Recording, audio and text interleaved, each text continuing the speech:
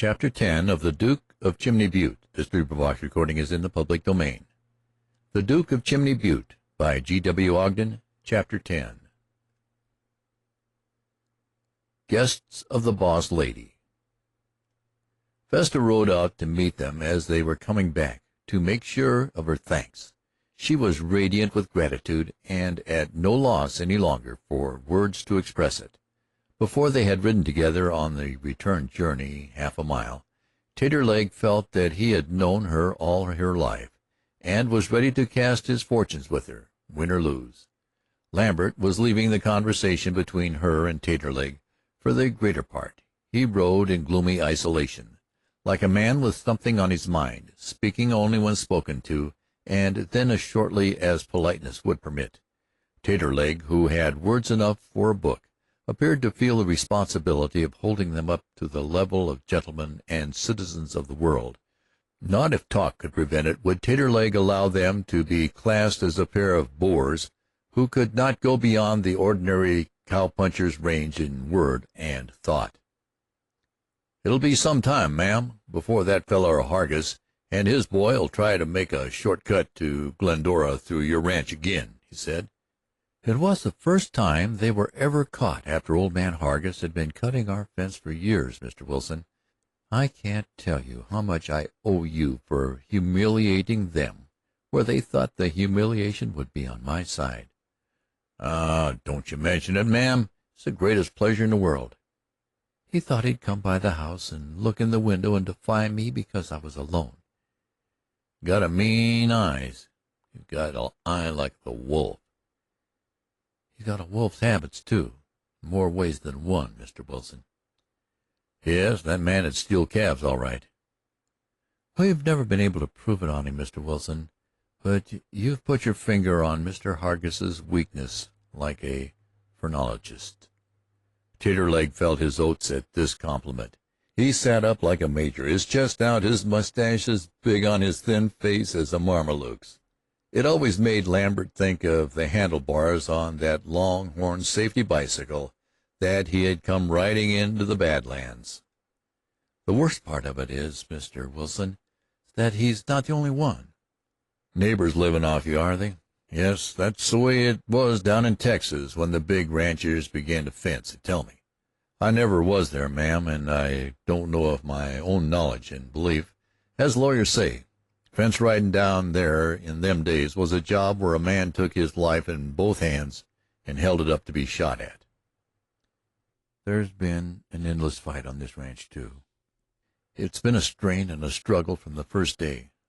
Not worth it, not half worth it, but Father put the best years of his life into it and established it where men boasted it couldn't be done. I'm not going to let them whip me now. Lambert looked at her with a quick gleam of admiration in his eyes. She was riding between him and Taterleg, as easy in their company and as natural as if she had known them for years. There had been no heights of false pride or consequence for her to descend to the comradeship of these men, for she was as unaffected and ingenuous as they. Lambert seemed to wake to a sudden realization of this. His interest in her began to grow, his reserve to fall away. "They told us at Glendora that rustlers were running your cattle off," he said. "Are they taking the stragglers that get to where the fence is cut, or coming after them?" "They're coming in and running them off almost under our eyes. I've only got one man on the ranch besides Ananias. Nobody riding fence at all but myself. It takes me a good while to ride nearly 70 miles of fence." "Yes, that's so," Lambert seemed to reflect. "How many head have you got in this pasture?" "I ought to have about 4,000, but they're melting away like snow, Mr. Lambert." "We saw a bunch of 'em up there where the fellers cut the fence," Taterleg put in, not to be left out of the game which he had started and kept going single-handed so long, white-faced cattle like they got in Kansas.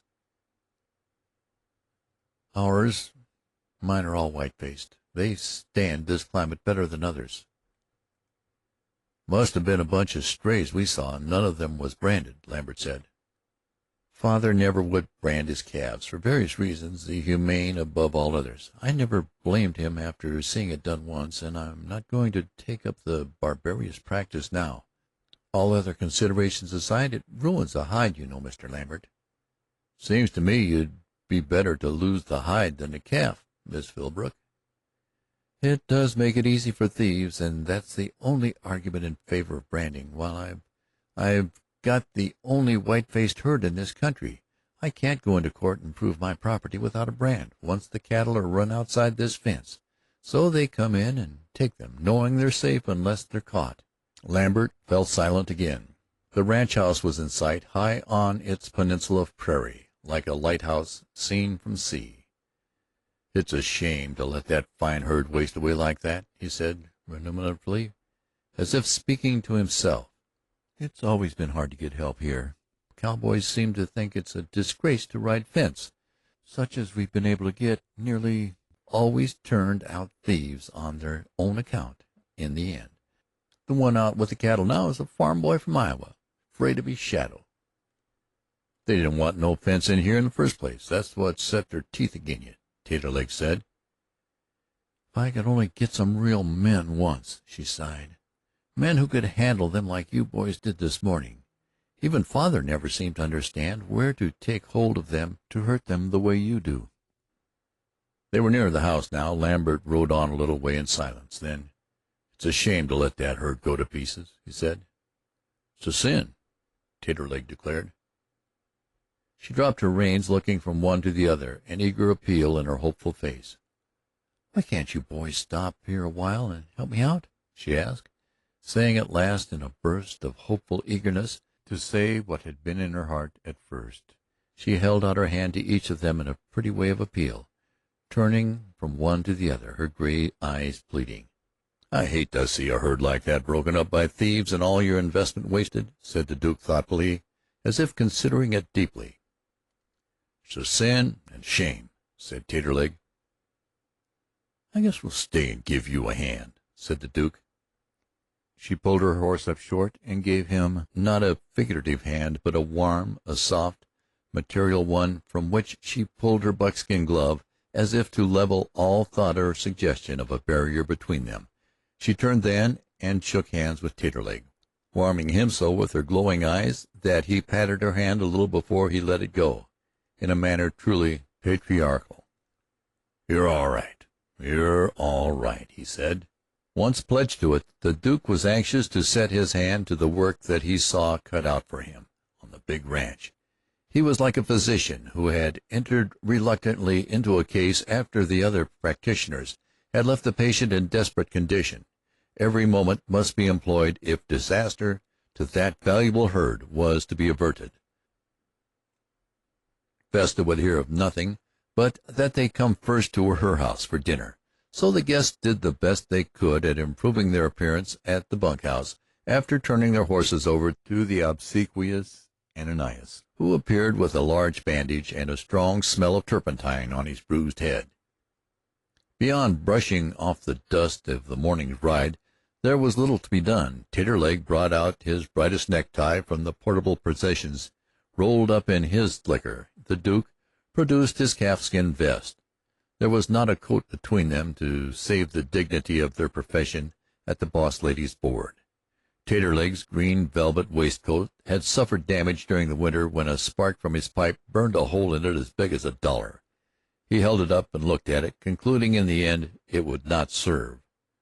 With his hairy chaps off, Taterleg did not appear so bow-legged, but he waddled like a crab as they went toward the house to join the companion of their ride.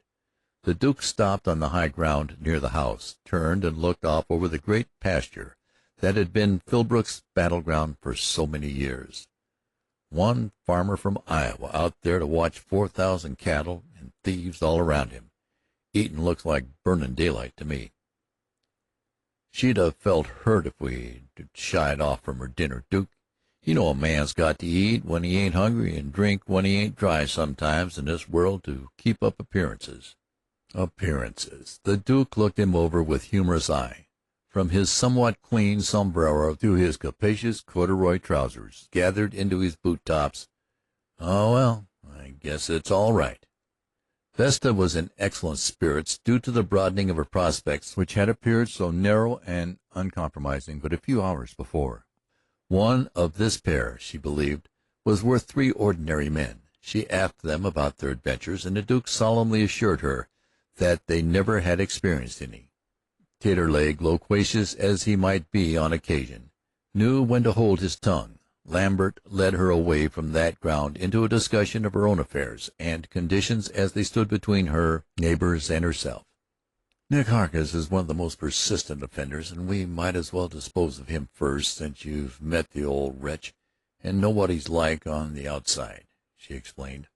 "Hargus was in the cattle business in a hand-to-mouth way when we came here, and he raised a bigger noise than anybody else about our fences, claiming we'd cut him off from water, which wasn't true. We didn't cut anybody off from the river. Hargus is married to an Indian squaw, a little old squat, black-faced thing as mean as a snake.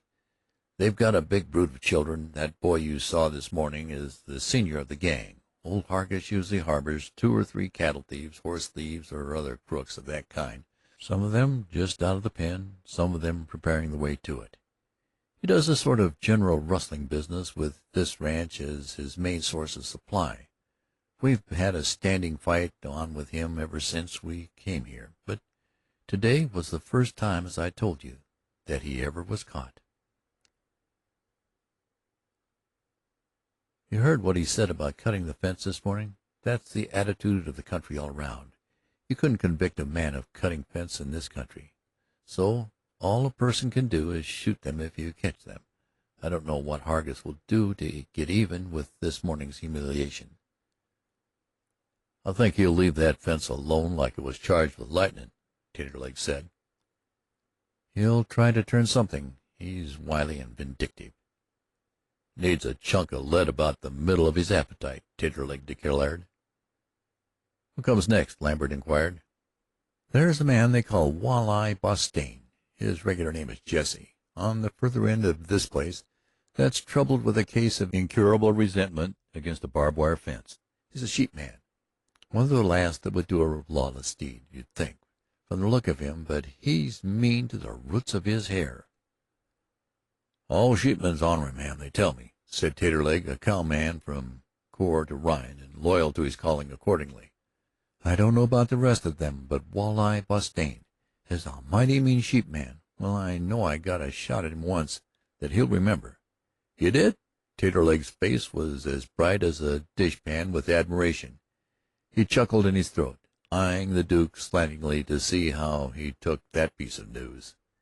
The Duke sat up a little stiffer, his face grew a shade more serious, and that was all the change in him that Taterleg could see. "I hope we can take that kind of work off your hands in the future, Miss Philbrook," he said, his voice slow and grave. She lifted her grateful eyes with a look of appreciation that seemed to him overpayment for a service proposed rather than done. She went on then with a description of her interesting neighbors. "This ranch is a long, narrow strip, only about 3 miles wide, but by 20 deep. The river at this end of it, Walleye Bostian at the other. Along the sides there are various kinds of reptiles in human skin, none of them living within 4 or 5 miles of our fences, the average being much further than that. The people are not very plentiful right around here. On the north side of us, Hargus is the worst. On the south side, a man named Kerr. Kerr is the biggest single-handed cattleman around here. His one grievance against us is that we shut a creek that he formerly used along inside our fences that forced him to range down to the river for water. As the creek begins and ends on our land, it empties into the river about a mile above here. It's hard for an unbiased mind to grasp Kerr's point of objection." "Have you ever taken a shot at him?" the Duke asked, smiling a little dry smile. "No," she said reflectively, "not at Kerr himself. Kerr is what is usually termed a gentleman. That is, he's a man of education who wears his beard cut like a banker's, but his methods of carrying on a feud are extremely low. Fighting is beneath his dignity, I guess. He hires it done." "You've seen some fighting in your time, ma'am," Taterleg said. "Too much of it," she sighed wearily. I've had a shot at his men more than once, but there are one or two in that Kerr family I'd like to sling a gun down on." It was strange to hear that gentle-mannered, refined girl talk of fighting as if it were the commonest of everyday businesses. There was no note of boasting, no color of exaggeration in her manner. She was as natural and sincere as the calm breeze coming in through the open window, and as wholesome and pure. There was not a doubt of that in the mind of either of the men at the table with her. Their admiration spoke out of their eyes. "When you've had to fight all your life," she said, looking up earnestly into Lambert's face, "it makes you old before your time, and quick-tempered and savage, I suppose, even when you fight in self-defense. I used to ride fence when I was 14 with a rifle across my saddle, and I wouldn't have thought any more of shooting a man I saw cutting our fence or running off cattle than I would of a rabbit." She did not say what her state of mind on that question was at present, but it was so plainly expressed in her flushed cheeks and defiant eyes that it needed no words. "If you'd 'a' had your gun on you this morning when them fellers knocked that old negro down, I bet there'd 'a' been a funeral due over at Hargiss's ranch," said Taterleg. "I'd saddled up to go to the post office. I never carry a gun with me when I go to Glendora," she said. "A country where a lady has to carry a gun at all ain't no country to speak of. It needs a cleaning up, ma'am. That's what it needs." "It surely does, Mr. Wilson. You've got it sized up all right." "Well, Taterleg, I guess we'd better be hitting the breeze," the Duke suggested, plainly uneasy between the duty of courtesy and the long lines of unguarded fences. Taterleg could not accustom himself to that extraordinary bunkhouse when they returned to it on such short time. He walked about it, necktie in his hand, looking into its wonders, marveling over its conveniences. "It's just like a regular human house," he said. There was a bureau with a glass to it in every room, and there were rooms for several men. The Duke and Taterleg stowed away their slender belongings in the drawers and soon were ready for the saddle.